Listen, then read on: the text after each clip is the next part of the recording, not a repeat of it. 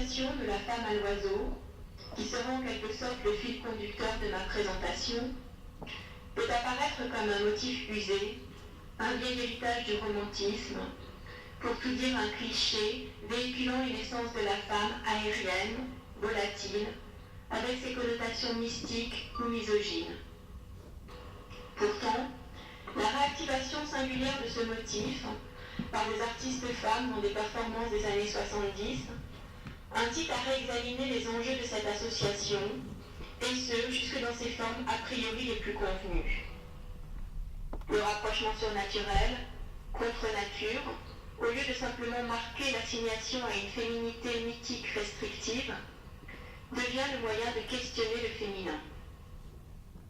Le montage d'éléments hétérogènes, que cette association de la femme à l'oiseau manifeste, peut ainsi être envisagé comme un outil critique et une stratégie d'artistes et de femmes.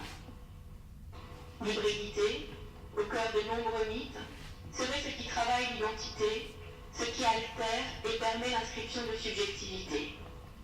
En outre, ce pourrait bien être le modèle d'une approche, tant artistique que théorique, conférant aux images le pouvoir de déplacer les représentations que l'on se fait du féminin.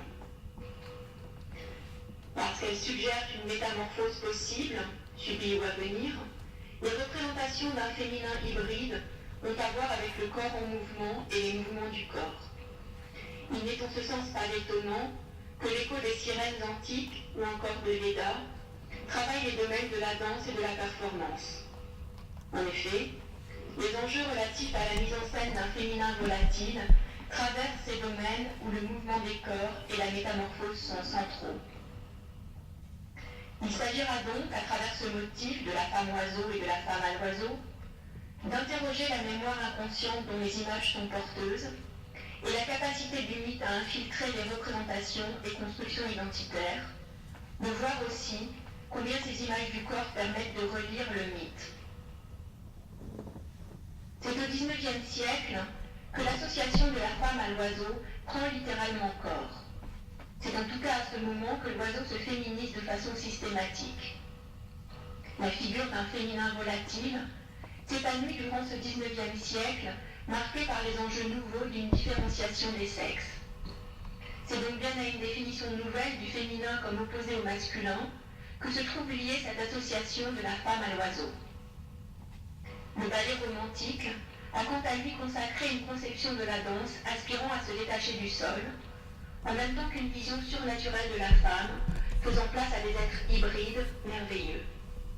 Une féminisation de la danse s'opère à cette période, qui imprégnera fortement les esprits.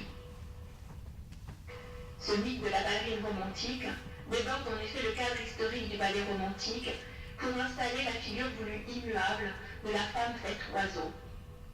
Le fameux lac des cygnes, composé par Tchaïkovski en 1875-76 et créé en 1877, est ainsi devenu, de façon abusive si l'on se réfère à l'histoire du ballet, car avec plusieurs décennies de retard, le paradigme du ballet romantique, véhiculant une essence de la femme assurément volatile.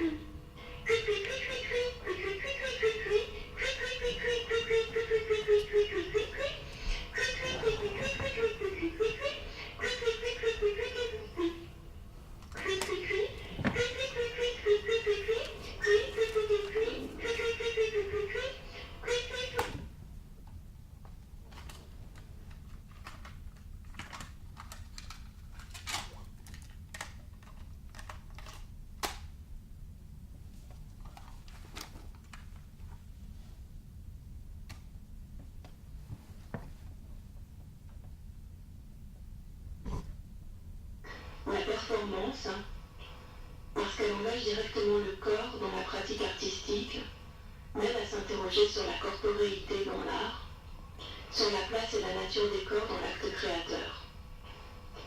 Contemporaine dans les années 60-70 de l'arrivée sur la scène artistique d'un nombre croissant d'artistes femmes, la performance participe de la remise en question d'une répartition sexuée des rôles dans l'art, du mythe du génie créateur et de tout un régime de représentation.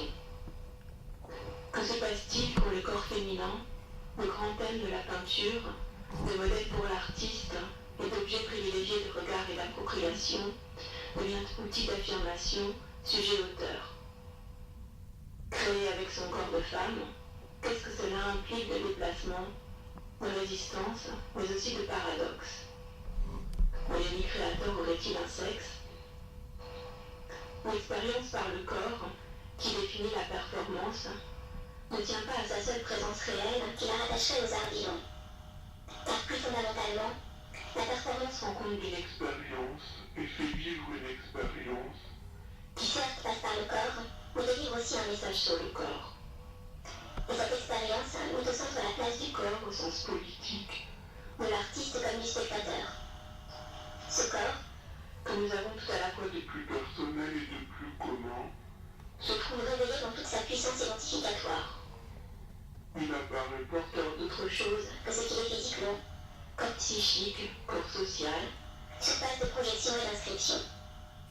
Ce qui est en jeu dans la performance est bien l'impact des images du corps sur les corps, et le passage d'un corps individuel à un corps collectif. La performance est ainsi inextricablement liée aux représentations du corps. Elle donne à voir les images du corps. Elle contribue à une mise en image des corps. Cette insistance sur le corps et ses enjeux politiques ne va pas sans une réévaluation de la corporéité à l'œuvre dans l'art, comme de l'économie des corps sexués dans la création. La performance participe en ce sens de la remise en question du fondement implicite de l'art, excluant un certain nombre d'éléments de son champ, dont les femmes en tant que sujet-auteur. En effet, jusqu'au dernier tiers du XXe siècle, la figure de l'artiste est quasi exclusivement masculine. L'épanouissement de la performance est lié au développement du féminisme. Il s'agit pour des artistes femmes de se réapproprier leur corps, réifié dans une tradition de l'art très largement phallocentrée. Car si les femmes sont quasi absentes de l'histoire de l'art en tant qu'artistes, le corps féminin, et singulièrement le nu féminin, à travers de multiples figures tant mythologiques que bibliques, se trouve être le grand sujet de la peinture, objet du regard et d'un désir conçu a priori uniquement comme masculin. La violence de nombreuses performances répond en ce sens à une violence sourde des images à l'encontre des femmes, présentes dans la société et à travers l'art. Créer avec son corps de femme devient le moyen d'affirmer un statut d'artiste différent et de mettre en critique une définition étroite de l'artiste et de l'art par un travail sur les images du corps véhiculées par l'art, mais aussi sur le mythe et les mythes qui accompagnent la création.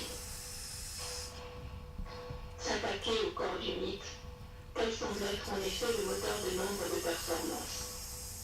Cette démarche révèle en même temps ce que l'acte créateur réclame de performance, que ce soit par les attributs brandis, les procédés d'instauration utilisés, ou encore les métamorphoses attendues. Métaphore de l'acte créateur, la métamorphose définit ce qui dans l'art exerce une force sur les corps, celui du spectateur comme celui de l'artiste, entre transformation et altération. Elle cristallise un enjeu majeur, celui d'un possible déplacement par l'art des identités. Intrinsèquement lié à l'art et au mythe, le pouvoir de métamorphose dit en creux la place centrale tenue par les corps, la sexuation et la sexualité dans la création. Avec pour modèle un Dieu créateur tout-puissant, pouvant prendre une apparence ou une autre, la création voit en quelque sorte dans la performance sa modalité d'expression originelle. Il ne semblerait pas étonnant que dans la formulation d'un geste créateur au féminin, les artistes aient eu recours, consciemment ou non, à ces représentations structurantes d'un génie créateur polymorphe.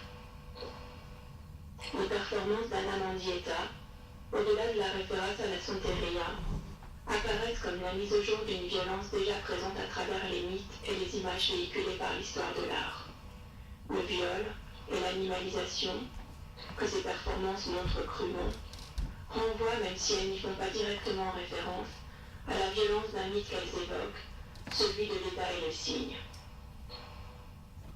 Ce mythe, qui a donné lieu à de nombreuses représentations à l'érotisme évident, décrit l'accouplement forcé et littéralement animalisant d'une femme et d'un cygne, le rapt de la virginité de Léda par un dieu métamorphosé en animal. Dans le mythe, qui a inspiré de nombreuses figurations, Zeus se métamorphose en cygne pour approcher Léda et abuser d'elle. La femme fait ainsi l'objet d'une animalisation par la violence de l'accouplement avec le cygne. Dans le même temps, le dieu, le créateur, s'animalise, devenant bestial au sens propre par métamorphose, comme au sens figuré par la violence qu'il exerce. La fusion femme-animal que les performances de Mendieta mettent en scène constitue comme une condensation du mythe. L'hybridité, notion centrale chez l'artiste du fait de sa double appartenance culturelle, renvoie dans ce sens à la relation sexuelle contre nature que les images du mythe décrivent. Dans l'identification de la femme à l'animal, comme dans l'accouplement du corps féminin avec l'animal, c'est la perte de l'identité par le dépassement des limites qui est en jeu et la puissance de l'acte créateur qui se trouve révélé dans toute sa violence. Le pouvoir de métamorphose apparaît ici clairement comme transgression des hiérarchies et des limites. L'acte créateur y est défini comme violence faite à la femme, mais aussi comme dépassement des limites du corps et des assignations. L'animalisation apparaît comme une métaphore de l'acte créateur et du désir de métamorphose des autres et de soi qui l'anime. La performance devient le lieu privilégié d'un changement d'état, d'un déplacement des frontières, d'un dépassement des limites homme-animal, avec le danger que cela représente, la promesse de subversion, n'allant pas sans le risque d'une perte d'identité.